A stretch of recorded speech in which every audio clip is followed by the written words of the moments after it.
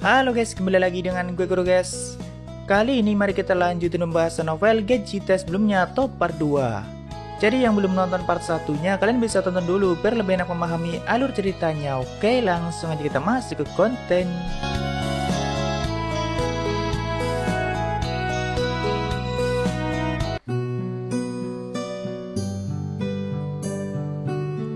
Sebelumnya MC kita yaitu Itami Yoji sedang ditahan di suatu rumah sakit khusus untuk menjalani pemeriksaan rutin dan diamati setiap perilakunya untuk mengetahui apakah tubuh Itami terjangkit parasit atau tidak. Namun situasi itu malah dimanfaatkan oleh Itami untuk bermalas-malasan karena dia bisa bersantai sambil membaca doujin kesukaannya. Ya, walaupun sebenarnya dia sedang galau karena tidak lama lagi gerbang akan ditutup dan Itami harus tinggal di wilayah khusus. Sebenarnya dia ingin tetap tinggal di bumi, tapi juga tidak ingin berpisah dengan Rory, Tuka, Lely, dan Yao. Walaupun di bumi, Itami juga sudah tidak punya keluarga dekat lagi, kecuali mantan istrinya yaitu Risa. Sedangkan ibu Itami mengalami gangguan kejiwaan dan sudah dirawat di suatu rumah sakit cukup lama. Ayahnya juga sudah meninggal akibat dibunuh oleh ibu Itami, karena dulu ayahnya selalu melakukan kekerasan yang berlebihan. Tapi berat bagi Itami untuk tinggal di wilayah khusus selama gerbang mengalami penutupan. Mungkin dia juga khawatir jika nantinya terjadi penyimpangan waktu atau setelah gerbang terbuka bisa saja dia tidak akan bertemu lagi dengan orang-orang yang dia kenal di bumi. Entah apa yang dia pikirkan saat itu, tapi sepertinya dia sedang mencoba lari dari kenyataan. Waktu itu Jepang dan wilayah khusus sendiri sedang mengalami masalah yang cukup rumit.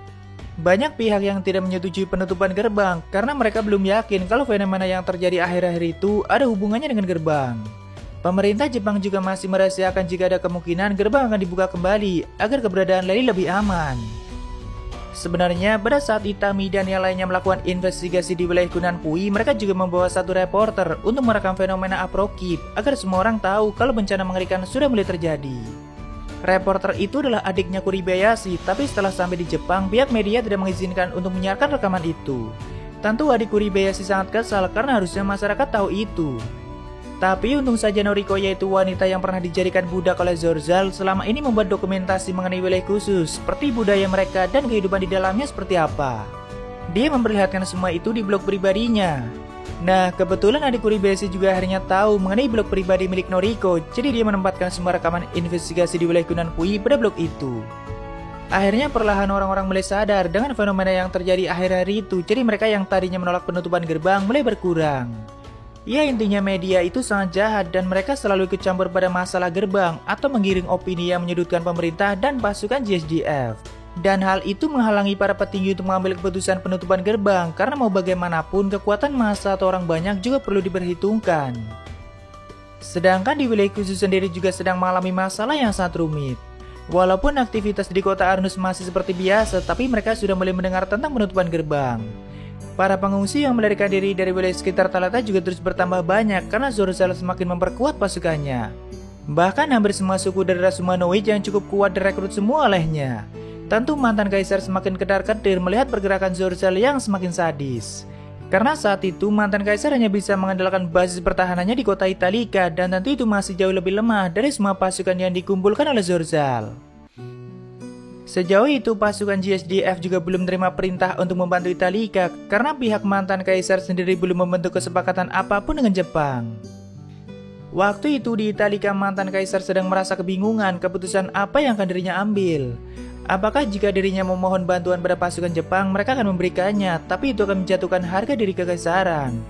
Apalagi di kesepakatan sebelumnya kekaisaran masih belum bisa membayar lunas mengenai ganti rugi yang diajukan oleh Jepang. Iya, jadi mengenai insiden penyerangan Ginza dan juga pelepasan ribuan tahanan, kan pihak kekaisaran melakukan kesepakatan dengan membayar ganti rugi yang tidak sedikit. Dan sampai sekarang mereka masih belum bisa melunasinya. Jadi mantan kaisar berpikir keras apa yang harus ditawarkan lagi supaya pasukan Jepang memberikan bantuannya untuk mengalahkan kekuatan Zorzal nantinya. Saat itu Seri dan Miyui seperti biasa sedang bermain di kamar mantan kaisar. Miyui itu anak kecil yang ini guys, dialah pewaris resmi penguasa klan formal saat ini atau penguasa kota Italika. Karena kedua orang tuanya kan sudah meninggal. Namun semenjak ayah Pina tinggal di kota itu, Miyui selalu bermain dengannya karena Miyui menganggap ayah Pina sebagai kakeknya. Mungkin dia sangat butuh kasih sayang dari orang yang lebih tua. Seri juga selalu mendampinginya karena Miyui masih belum tahu apapun mengenai politik dan sebagainya. Akhirnya saat itu Seri melakukan obrolan dengan mantan kaisar dan mengutarakan pendapatnya. Seri juga melaporkan tentang fenomena aprokip yang sedang terjadi saat ini. Tidak hanya itu, mereka juga mendapat laporan mengenai putri Pinya yang saat ini sudah jadi orang pemalas atau penikmat manga genre yaoi. Jadi menurut seri, sebelum Jepang melakukan penutupan gerbang, pihak kekaisaran harus meminta bantuan pada mereka sebelum semuanya terlambat. Karena jika semua orang tahu, terutama para bangsawan pro perdamaian, gerbang yang segera ditutup, maka bisa jadi mereka akan mulai panik dan memilih untuk mendukung Zorzal daripada dihancurkan oleh Zorzal nantinya setelah semua pasukan Jepang ditarik mundur.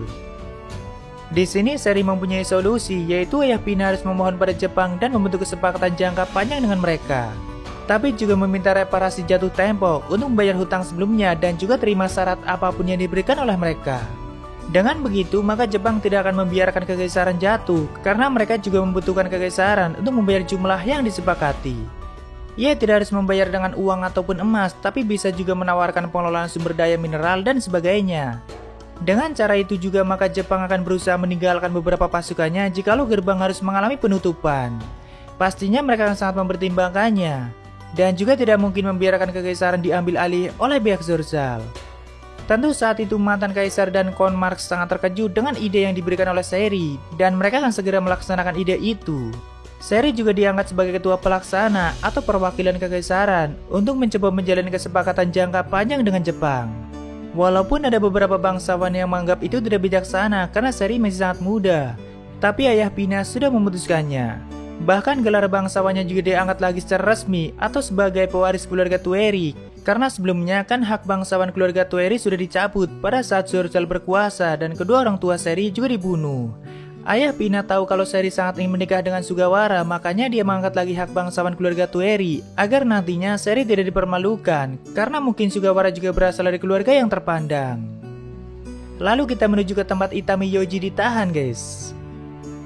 Dia semakin diawasi dengan penjagaan yang sangat ketat, bahkan saat ke toilet saja Itami selalu diawasi. Setiap waktu ada banyak penjaga dengan senjata lengkap yang selalu mengawasi ruangan Itami selama 24 jam, namun Itami sendiri terlihat sangat santai.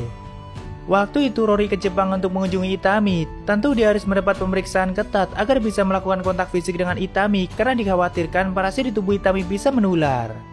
Ya, walaupun sebenarnya sama sekali nggak ada parasit di tubuh Itami, tapi kan para petinggi sangat khawatir dengan hal semacam itu, dan Itami sendiri juga seringkali sengaja bertingkah aneh. Di sini Rory hanya sendiri karena ada sesuatu yang diminta oleh Itami. Namun Rory harus memberikannya secara sembunyi-sembunyi, mungkin daripada menimbulkan masalah yang tidak perlu. Karena selama di situ, apapun yang diterima oleh Itami harus diperiksa dengan ketat. Walaupun saat itu ruangan Itami sudah dipenuhi oleh bekas makanan ringan, manga, dojin, novel, dan sebagainya. Jadi Rory menyindir Itami dan mengatakan, sepertinya kau malah menikmati waktu malas-malasanmu, tapi Itami hanya tersenyum licik padanya. Lalu karena para penjaga selalu mengawasi mereka berdua, akhirnya di sini Rory mulai melakukan tindakan mesum pada Itami, seperti menciumnya dan juga menjilati lehernya. Itami juga membalas godaan Rory dan segera mengangkat tubuhnya ke ranjang. Tentu para penjaga mulai tidak nyaman dengan adegan itu dan beberapa kali memperingatkan Itami agar jangan melakukannya di ruangan itu. Apalagi mereka mengira kalau Rory masih di bawah umur, mungkin mereka tidak pernah melihat berita. Tapi Itami dan Rory malah sengaja melakukannya lebih panas, jadi para penjaga akhirnya menyerah dan memilih mengalah untuk pergi, daripada melihat adegan yang tidak senonoh. Dan sebenarnya itu cuma trik Rory dan Itami agar para penjaga pergi, jadi Rory bisa memberikan benda pesanan Itami. Tapi seperti biasa Rory tidak mau melepaskan Itami pada situasi itu dan Itami juga susah untuk menolaknya. Bahkan mereka sempat melakukan ciuman dan Itami juga tidak melepaskan tubuh Rory.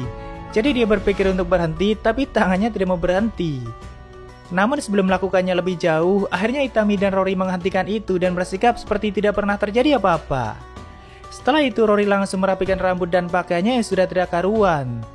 Tapi untuk pertama kalinya di sini Rory sampai tersipu malu, mungkin karena Itami cukup brutal dan menanggapi godaannya, tidak seperti biasanya. Lalu Rory memberikan pesanan Itami, yaitu berlian yang sebelumnya dia dapat dari suku Yao. Jadi Itami berniat memberikan itu pada rumah sakit yang selalu mengurus ibunya. Soalnya di sana ibu Itami sangat dirawat dengan baik dan ada orang-orang baik yang selalu merawatnya. Karena memang kondisi kejiwaannya sangat parah, jadi tidak mungkin untuk merawatnya sendiri.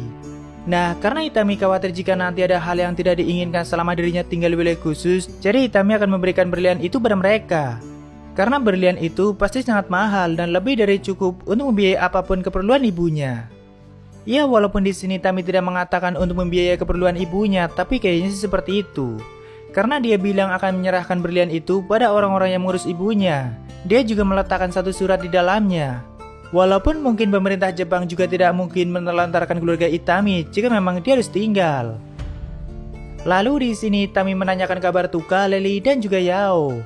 Rory bilang Tuka dan Yao masih sibuk dengan aktivitas mereka masing-masing. Kalau Lely selalu sibuk dengan eksperimen sihirnya, terkadang dia juga ke Jepang untuk melakukan eksperimen itu. Walaupun di sini Rory mengatakan sebenarnya dirinya tidak setuju kalau Lely harus terikat dengan pengelolaan gerbang, karena pasti Lely akan terikat selama hidupnya dengan gerbang. Rory mempunyai ide untuk menyerahkan pengelolaan gerbang pada kuil Bernago, agar Lely bisa bebas atau tidak terikat dengan gerbang. Kuil Bernago itu adalah orang-orang yang menyembah Dewi Hardy, guys. Dan semua tentang gerbang juga berkaitan dengan kekuatan Hardy atau di bawah kekuasaannya. Tapi masalahnya Hardy sendiri lebih memilih Lely daripada para pendeta magang yang ada di kuilnya. Dan belum tentu mereka memahami konsep gerbang seperti Lely. Tapi kalau bisa sih Rory lebih memilih menyerahkan pengelolaan gerbang pada mereka. Lalu Itami bertanya bagaimana dengan orang-orang yang tinggal di kota Arnus. Tentu Rory menjawab itu menjadi masalah yang cukup sulit. Banyak dari mereka yang tidak mau gerbang ditutup karena mata pencaharian mereka bergantung pada kota itu, tapi Rory akan berusaha mengatasinya. Lalu di sini gantian Rory yang bertanya pada Itami, mau berapa lama Itami tinggal di ruangan itu dan malas-malasan. Tapi Itami menjawab mungkin selamanya, yang berarti dia belum menetapkan hatinya untuk tinggal di wilayah khusus. Setelah itu banyak hal yang dibicarakan Rory dan Itami, mereka juga membicarakan hubungan yang sudah mereka jalin selama ini. Pastinya Tuka, Lely, dan Yao juga tidak ingin berpisah dengan Itami. Apalagi Rory bilang alasan kenapa Lely mau mengelola gerbang karena dia sangat yakin kalau Itami akan selalu melindunginya. Rory juga mengatakan perasaannya pada Itami dan selama ini dirinya sudah menunggu sangat lama untuk menemukan jiwa orang seperti Itami. Tentu Rory tidak akan melepaskannya dan akan selalu menjaganya. Ya, setelah bicara banyak hal, akhirnya Rory kembali pulang ke wilayah khusus. Barulah para penjaga mulai berdatangan dan menginterogasi Itami karena telah melakukan tindakan tidak senonoh pada gadis yang masih di bawah umur. Padahal Itami sudah menjelaskan kepada mereka kalau usia Rory lebih dari 900 tahun dan menyuruh mereka untuk menonton berita. Tapi mereka tetap tidak percaya dan menginterogasi Itami. Lalu di tempat lain, Seri dan para bangsawan kekaisaran telah berhasil melakukan pertemuan dengan pemerintah Jepang. Di situ Seri menawarkan kesepakatan yang sebelumnya dia bicarakan dengan mantan kaisar. Pihak Jepang akhirnya setuju membentuk kesepakatan jangka panjang dan akan memberikan tempo pembayaran mengenai ganti rugi sebelumnya. Lalu untuk kesepakatan baru mereka, pihak Jepang akan mempunyai hak mengelola sumber daya mineral di wilayah kekaisaran. Dan tentunya mereka juga akan memberikan bantuan dan selalu melindungi kekaisaran. Jadi itu akan menjadi perjanjian damai jangka panjang. Cuma pemerintah Jepang meminta Putri Pinya segera diangkat menjadi ratu karena mantan kaisar saat ini sudah mulai sakit-sakitan. Tidak mungkin baginya untuk pergi ke Jepang ataupun Bukit Arnus. Jadi akan lebih baik jika Putri Pinya segera menggantikan tugasnya. Karena mungkin perjanjian itu juga butuh kehadiran dari kaisar atau Pinya sebagai ratu untuk tanda tangan dan sebagainya. Cuma masalahnya saat ini Pinya sedang menjalani hidup sebagai otaku. Namun Seri tidak menyerah begitu saja, jadi dia segera pergi ke rumah Risa untuk menjemput Pinya. Di sana juga ada Hamilton yang memang selalu bersama Pinya. Awalnya Pinya tetap kekeh tidak mau pulang ataupun berurusan dengan politik dan konflik kekaisaran. Namun di sini Seri merostingnya habis-habisan sampai akhirnya Pinya yang kesal mengatakan kalau dirinya merasa sudah menanggung beban terlalu berat tapi malah tidak menghasilkan apapun. Apalagi dulu di situasi itu Pinya merasa melakukan semuanya sendiri dan tidak ada seorang pun yang menolongnya. Hanya Itami seorang yang datang menolongnya. Ya, sebelumnya kan dia sempat diperlakukan sangat buruk oleh pihak Zorzal dan orang-orang terdekat Pina tidak ada yang datang menolongnya. Begitulah yang dia pikirkan. Jadilah adu nasib di antara mereka berdua karena di sini Seri juga menceritakan perjuangan dan nasib yang dialami oleh keluarganya dan semua itu demi kekaisaran. Apalagi Seri menyinggung masalah umur, tapi gadis muda seusianya tidak pernah menyerah dan selalu berjuang. Jadi harusnya Putri Pinya malu, bukannya malah merasa paling menderita dan merasa sudah berjuang sendiri. Seri juga menceritakan tentang pengorbanan Bozes, Piveter, dan yang lainnya di saat Pina sedang ditahan. Tapi mereka tidak sanggup menembus pertahanan pasukan Zorzal saat itu. Namun mereka sudah berjuang mati-matian untuk melawan pasukan Zorzal, dan memang Putri Pina belum tahu itu.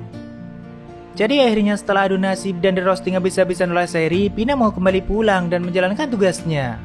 Ya, padahal di situ dia bisa menjadi teman buat Risa dan Risa juga sangat senang karena Pina sangat mengagumi karyanya. Tapi agar semuanya berjalan dengan baik, Pinya memang harus kembali dan menjadi ratu. Namun dia juga harus membulatkan tekadnya karena mau tidak mau dia nantinya harus membunuh kakaknya yaitu Zorzal untuk menghentikan semuanya. Tapi kembalinya Putri Pinya disambut sangat meriah guys, terutama oleh kesatria pribadinya dan mereka melakukannya di Bukit Arnus, bahkan sampai ada perayaan dan sebagainya.